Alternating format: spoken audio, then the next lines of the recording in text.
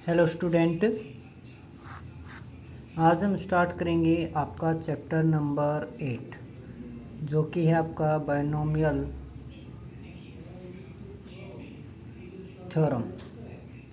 Binomial theorem क्या होती है आपकी, जैसे कि आपको कोई भी एक्सपेंशन दिया जाएगा, मान लीजिए कि आपका क्या है a+b, ठीक है, और उसकी पावर आपको दे दी कोई भी, मान लीजिए कि 7 दे दी, ठीक है।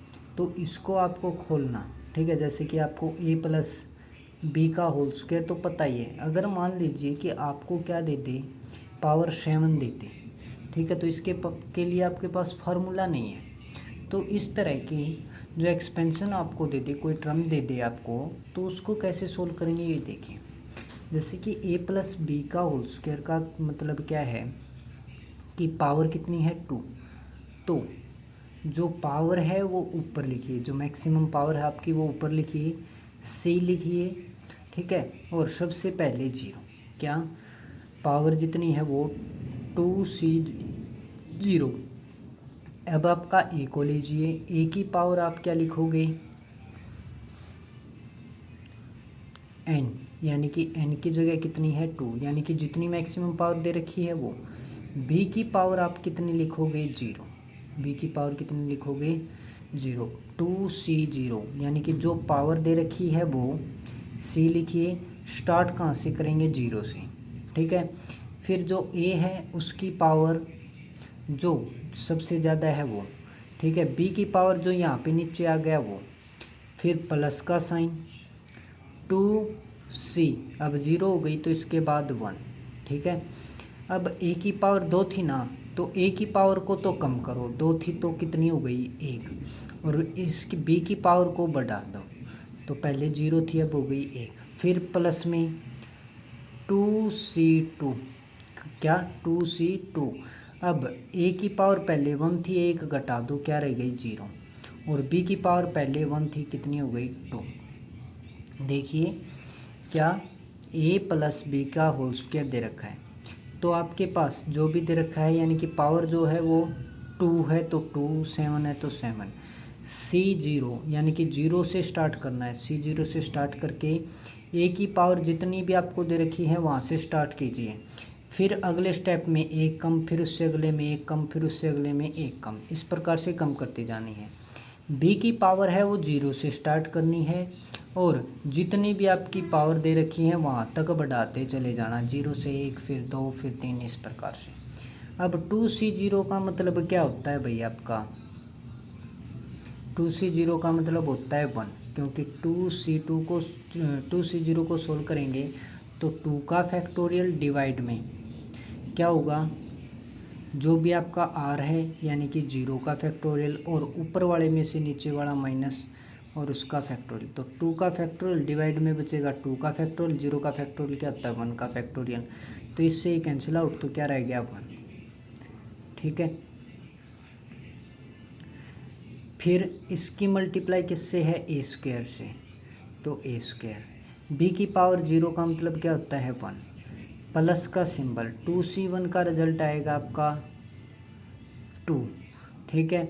a की पावर 1 तो 1, ठीक है। b की पावर भी 1 तो ये लो, फिर प्लस का साइन आपका क्या है 2c2, 2c2 का मतलब होता है 1, मल्टीप्लाई में a की पावर 0 यानी कि 1, b की पावर 2 एज इट इज, तो ये आ गया आपका, मल्टीप्लाई करोगे a स्क्वायर प्लस में 2ab और प्लस में b स्क्वायर, मल्टीप्लाई की तो इनकी सभी की, तो a+b का होल स्क्वायर की आइडेंटिटी क्या होती है, a square plus b square plus 2ab।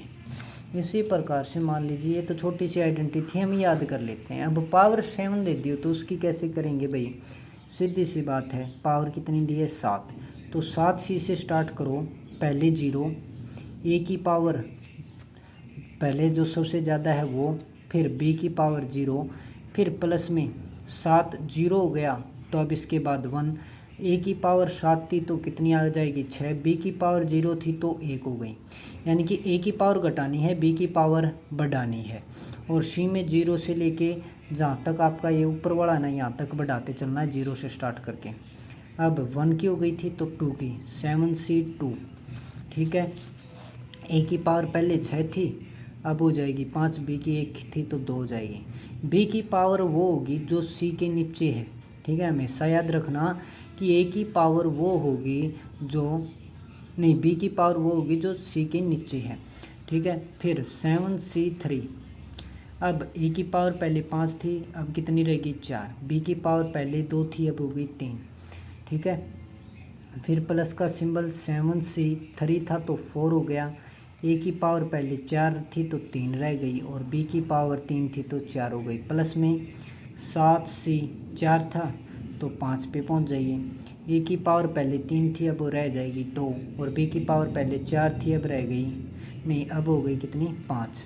फिर प्लस में 7 से 6 ए की पावर पहले 2 थी, अब 1, बी की पावर पहले 5 थी, अब 6 हो गई। प्लस में 7C7, ठीक है।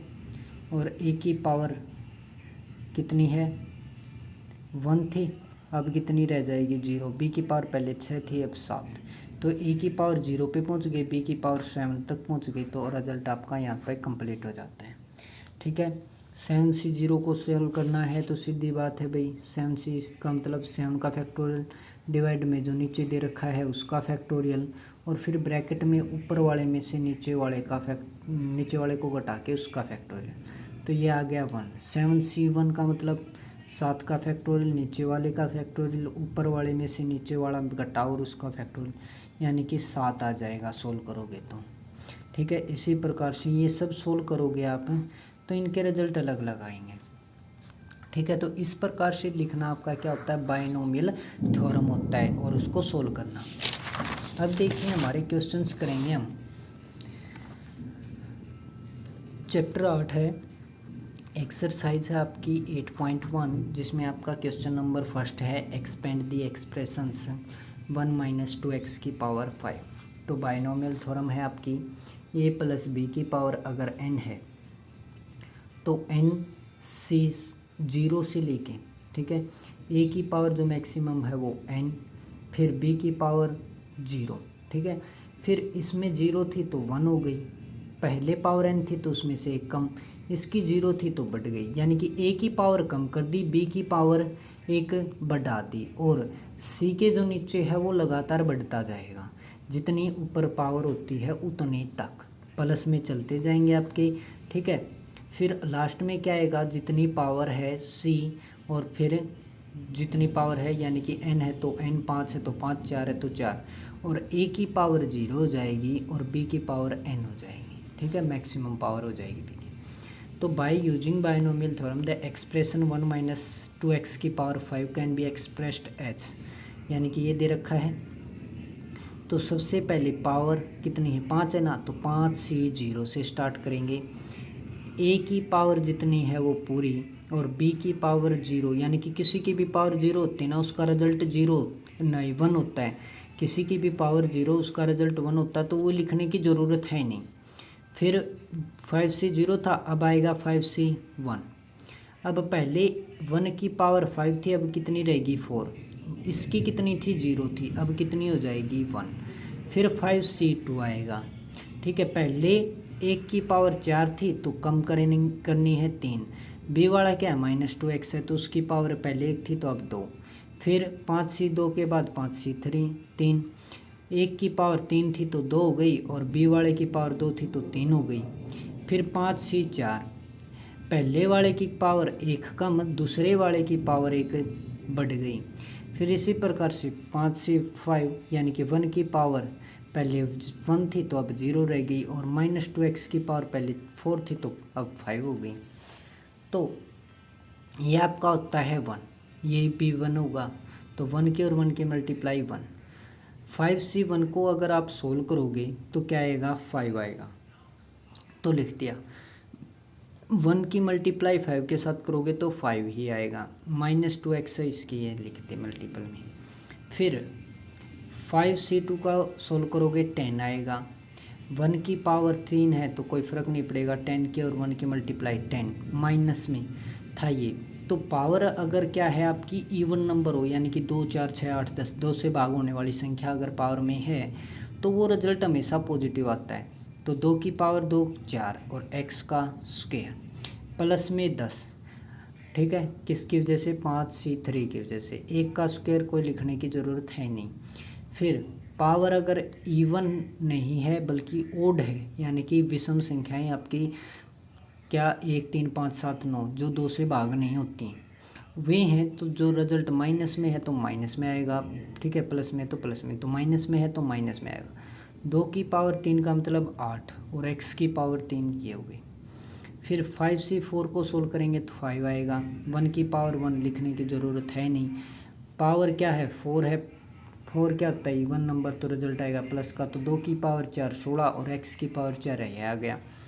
फिर 5c5 का मतलब 1 माइनस में 2x की पावर 5 है, तो 5 क्या है आपका एक ओड नंबर है, ओड नंबर है तो आपका क्या आएगा 2 की पावर 5 यानी कि 32 माइनस का साइन तो माइनस का साइन x की पावर 5।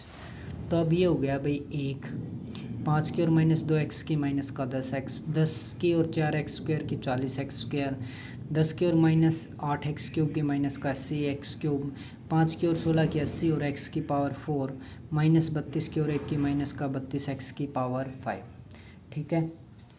तो ये था आपका फर्स्ट क्वेश्चन। इसके आपको 4 क्वेश्चंस करने हैं जो कि इसी प्रकार से हैं लगभग, ठीक है, और ना हो तो अपना डाउट भेज सकते हैं। Thank you. आपको करने हैं क्वेश्चन 4 तक। Thank you.